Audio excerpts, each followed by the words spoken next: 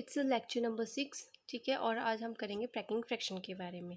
Packing fraction का मतलब है कि अगर हमारे पास कोई भी सॉलिड है, ठीक है, आपके पास कोई भी पैकिंग होके आता है, फ़ोन पैकिंग होके आता है, तो उसमें जो है फ़ोन की पैकिंग इस तरह से की जाती है कि अगर फ़ोन गिर भी जाए, ठीक है, बॉक्स गिर भी जाए तो फ़ोन को कोई हार्म ना हो। तो इसी तरह पैकिंग की जाती है एटम्स की इस तरह से कि वो क्या है, एक दूसरे के साथ कॉम्पैक्ट रहें, और तो और अगर उसके ऊपर फोर्स भी अप्लाई करें तो वो डिस्ट्रॉय ना हो। ठीक है, तो होती पैकिंग होती है, पर वो कितनी होगी हम वो किस सिस्टम के हिसाब से देखेंगे। ठीक है, तो सबसे पहले मैं बात करती हूँ सिंपल क्यूबिक की। ठीक है, सिंपल क्यूबिक की बात करते हैं हम। अगर आपके पास सिंपल क्यूब है लाइक दिस वन, ये मेरे पास एक क्यूब है। अब क्यूब में एटम जो है सिंपल केसेस में कहाँ प्रेजेंट होते हैं, कॉर्नर में प्रेजेंट होते हैं। ठीक है, तो कॉर्नर में इनकी एटम की रिप्रेजेंटेशन बता दी। अब हर एक एटम जो है वो एक दूसरे के साथ क्या होते हैं, ज्वाइंट होते हैं। मतलब ये हम इसलिए बताते हैं ताकि हर एक एटम जो है वो एक सिस्टम में आ जाए। ठीक है, तो यहाँ पर ये एटम जो है वो इसके साथ ज्वाइंट है, ऐसे करके चलो शॉर्ट में बता दिया। तो इस पूरे का जो एज लेंथ है वो कितनी है, ए। ठीक है, तो मान ली जो एज लेंथ है वो किसके बराबर आ गई, edge length is equal to A के बराबर आ गई।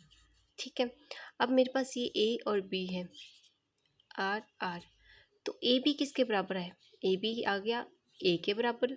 और दूसरे केस में देखें तो ए बी जो है वो ये आर और ये आर, इसका रेडियस आ गया था 2r। अगर मैं दोनों को फर्स्ट और सेकंड को इक्वेट कर दूँ तो ए किसके बराबर आ जाएगा, 2r के बराबर आ गया। ठीक है, चलिए ये तो मैंने निकाल ली। अब ये क्यों निकाला वो हमें अभी पता लगेगा। ठीक है, इसको याद रखना है आपने स्टार फॉर्म में। अब मुझे निकालनी है पैकिंग फ्रैक्शन, या पैकिंग फ्रैक्शन निकालनी है, एफिशिएंसी निकालते हैं, पैकिंग परसेंटेज निकालते हैं, sorry. Packing percentage is equal to Z into volume of sphere. हमने एटम को स्फीयर माना हुआ है, volume of sphere divided by volume of cube into 100। ठीक है, परसेंटेज है। अब देखो जेड बताता है कि कितने एटम है, तो सिंपल में तो कितने एटम होते हैं, 1। ठीक है, वॉल्यूम ऑफ स्फीयर कितना होता है, 4/3 पाई आर क्यूब और इंटू 100। ठीक है, और डिवाइडेड बाई ये आ गया किसके बराबर, ए का क्यूब। वॉल्यूम ऑफ क्यूब तो ए का क्यूब ही आता है। अब मेरे पास आर की वैल्यू नहीं है, ए की वैल्यू नहीं है, तो मैं अगर इनको कट कर दूं तो मेरे पास पैकिंग फ्रैक्शन आ सकती है। इसलिए तब भी तो मैंने ए जो है वो 2r लिया, यहाँ से निकाला। तो ए की जगह हम लिखेंगे 2r, that is 4/3 pi r cube into 100 upon 2r का क्यूब कितना होता है, 8। तो चलो 8 ही लिख लेते हैं, 8 आर क्यूब। आर क्यूब से आर क्यूब कैंसिल हो गई, ये यहाँ 25 और ये यहाँ कैंसिल हो गया। ठीक है, पाई की वैल्यू 3.14 पुट करी तो हमारे पास जो पैकिंग फ्रैक्शन है, आपने याद रखना है, ये 52.4% आई।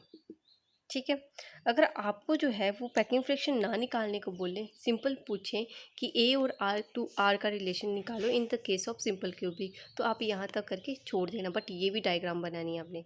लेकिन अगर पैकिंग परसेंटेज निकालने को बोलें तो आपको volume of sphere, volume of cube निकालना पड़ेगा। ठीक है, और कंप्लीट यहाँ तक करना पड़ेगा।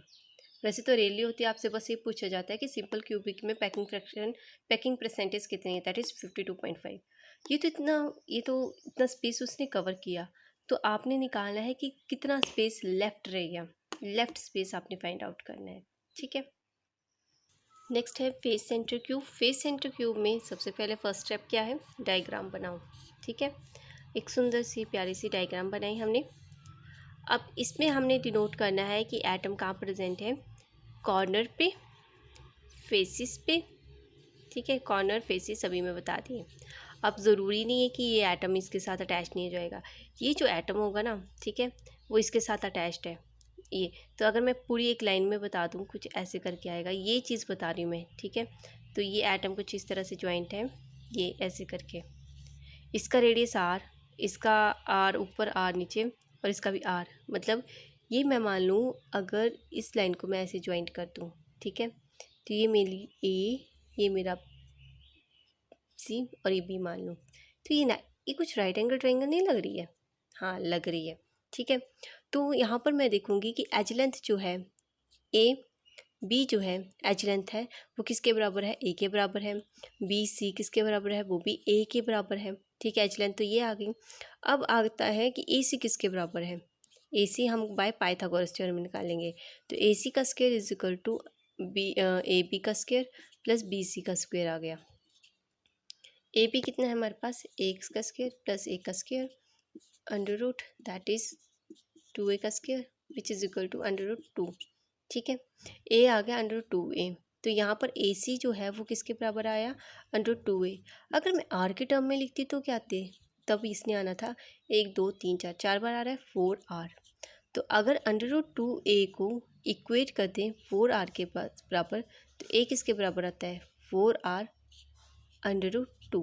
ठीक है, आप इतना भी ले सकते हो और आगे भी कर सकते हो। आगे क्या एक्सटेंड करना कि अंडर रूट 2 से मल्टीप्लाई कर दूँ तो ऊपर आ जाएगा 4 अंडर रूट 2 और नीचे आ जाएगा 2, 2 से 2 कैंसिल, तो ये आ जाएगा 2 under root 2 are.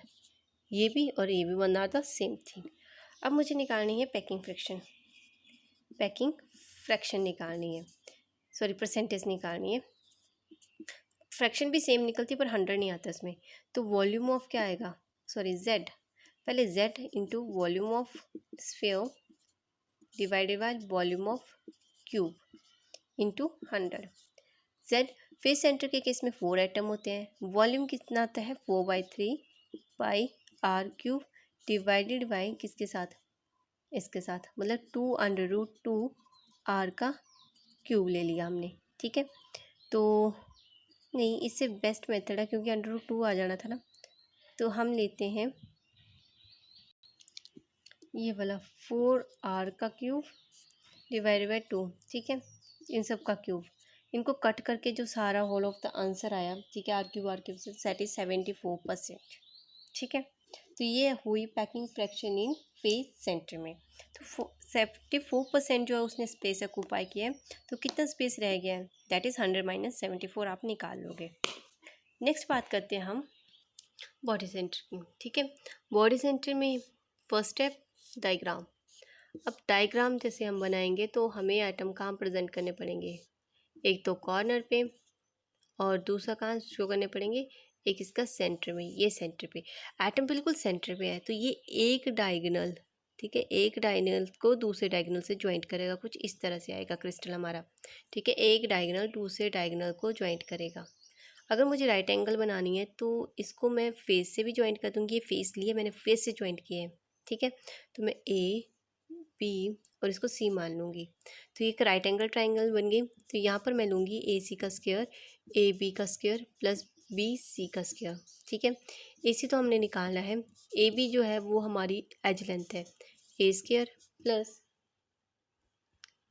B B C क्या है, बी सी जो है वो हमारा फेस है। ठीक है, तो फेस क्या आएगा, हमने पहले निकाल दिया है 2 अंडर रूट 2 ए, ये निकाला था, इसका होल स्क्वायर। ठीक है, तो ये आ जाएगा सॉरी अंडर रूट 2 का स्क्वायर। ठीक है, तो ये आ जाएगा ए का square plus 2a square that equal to under root 3a। ये प्लस कर दिया ना, 1 + 1 3 और ए स्क्वायर, तो ए स्क्वायर का मैंने क्यूब ले लिया, तो that is under root 3a। अब आपने नेक्स्ट जो भी है पैकिंग फ्रैक्शन निकालनी है वो सेल्फ निकालनी है। ठीक है, सेल्फ निकाल के मुझे बतानी है कि बॉडी सेंटर की पैकिंग फ्रैक्शन कितनी निकली। तो यहाँ पर आपका ये फिनिश होता है।